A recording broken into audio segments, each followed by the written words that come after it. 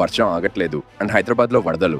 Musi river మీద ఉన్న bridges అన్ని క్లోజ్ చేశారు. రివర్ కి ఆనుకుని ఉన్న ఇళ్లని ఖాళీ చేయించారు. MGBS వాటర్ తో నిండిపోయింది, సో క్లోజ్ చేసేశారు. ఎఫెక్టెడ్ ఏరియాస్ అండ్ రోడ్స్ ని కింద స్క్రోలింగ్ లో చూడొచ్చు. సిచువేషన్ గురించి 5 విషయాలు. 1. హిమయత్ సాగర్ డ్యామ్ అండ్ ముఖ్యంగా ఉస్మాన్ సాగర్ డ్యామ్, ఈ రెండు హైదరాబాద్ లో ఫ్లడ్డింగ్ అవ్వకుండా ఆపుతాయి. ఇప్పుడు ఈ రెండిట్లో గేట్స్ ఎత్తారు. ఎన్ని గేట్స్ అనేది ఫ్లో బట్టి మారుతుంది. 2. ఉస్మాన్ సాగర్ డ్యామ్ గండిపేట్ చెరువు దగ్గర ఉంది. So Narsingi overall service roads దగ్గర నుండి మూసీ నది ప్రవహిస్తున్న రూట్ లో ఉన్న ఏరియాస్ అండ్ రోడ్స్ అన్ని ఎఫెక్ట్ అయ్యాయి. అసలు కొన్ని ఏరియాస్ లో ఇళ్లకి వెళ్లే దారులన్నీ క్లోజ్. 3. ఉస్మాన్ సాగర్ డ్యామ్ కట్టింది 1920లో. డిజైన్ చేసినప్పుడు కెపాసిటీ 5.5 TMC, కానీ స్టోరేజ్ తగ్గుతూ వచ్చింది. ఆల్మోస్ట్ 30% తగ్గింది. సెడిమెంటేషన్, ఎన్క్రోచ్మెంట్స్, ఇలా ఎన్నో కారణాలు.